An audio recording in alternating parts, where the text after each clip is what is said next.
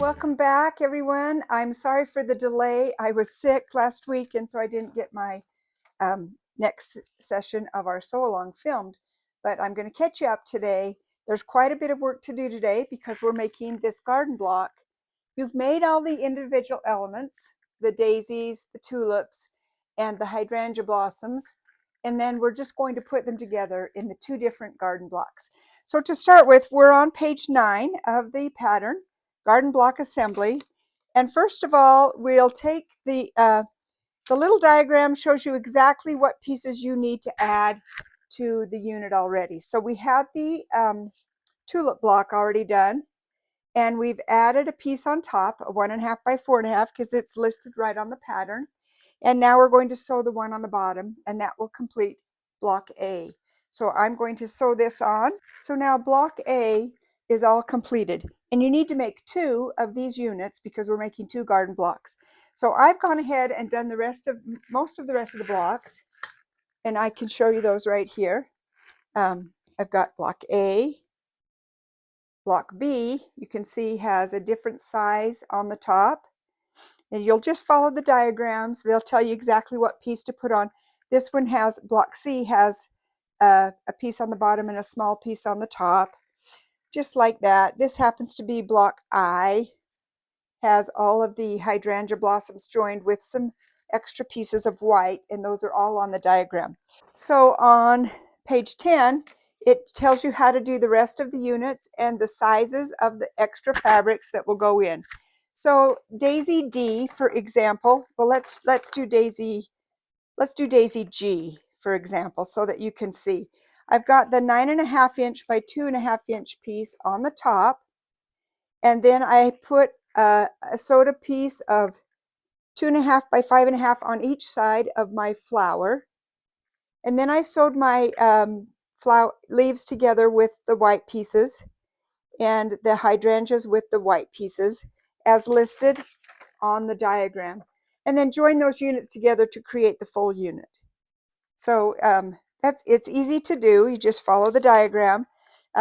This shows that you're going to want to do one section up here first, and then do the individual parts of the sections before you join them together in the center.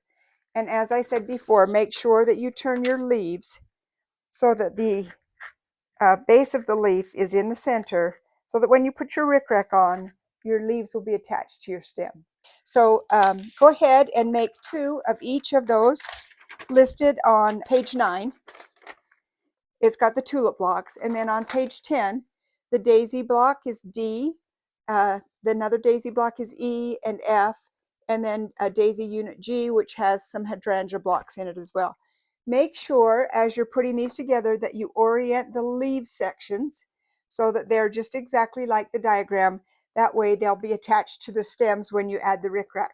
So we're going to add rickrack now to this block. Let's put it on block A.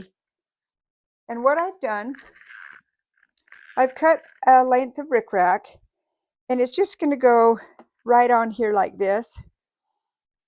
And what I like to do is open up this seam just a tiny bit. Okay, so I'm just going to undo that seam a little bit. You can do this a number of ways, but I like to open this seam up a tiny bit.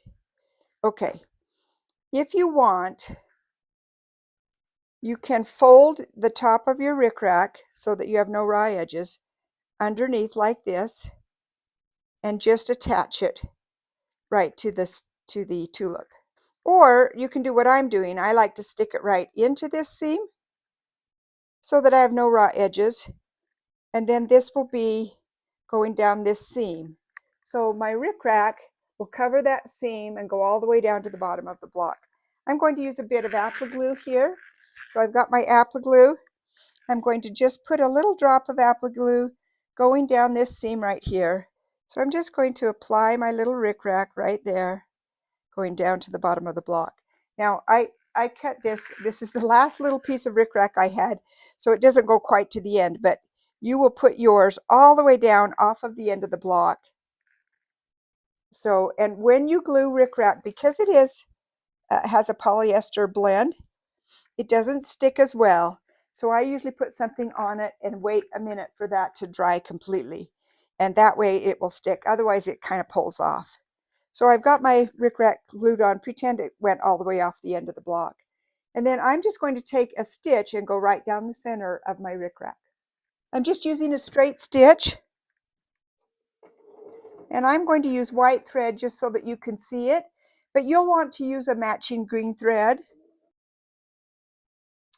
Okay, there you go. You can see the stitching line right down the center. That's going to hold that rickrack in place. And I went ahead and did it on all of the different flowers. On these daisy flowers, I opened the seam between the black center and put this right up through the center of that. So on the tulips, it just goes to the bottom, the base of the tulip. And that's easy to do, and then just stitch your rickrack down, and it will go all the way. Remember to go all the way off the end of your block. Okay, that's number A, and let's pretend that I've done it on the rest of my blocks, and I'm going to show you how to lay these out. So on page 11, it's got the garden block diagrams. There's two different ways that I've laid these out so that they look a little bit different. They are arranged differently, but the same units in the block.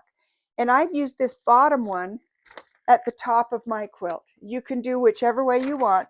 So what I have right here is unit G.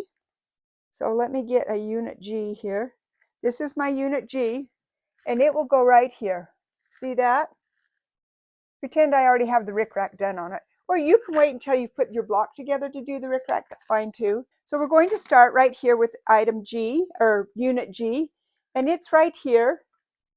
It's got the two hydrangeas and the daisy, and that's this block right here. Of course, it's going to look bigger than the quilt because it's been quilted and it's already got the seams taken out of it. So there's G, and I kept all of these marked so that that's easy to do. A goes next to it. There's A. Let me just show you right over here. The top of the tulip will look like it's cut off right there, but that's because there's going to be a seam here that will cut that off, and then it won't be, it'll create a point again. So don't worry about that. Put my A back on so I know that that's what this is. I'm going to get some pins, and you really can put these together any way you like. If you want all your tulips in a row, you can certainly do that. These will come out to the right size if you do one of each, okay? And then B, A, C, B, and B is next here. Okay, and then continue on until you have all of the units. Here's unit I. Where does this go?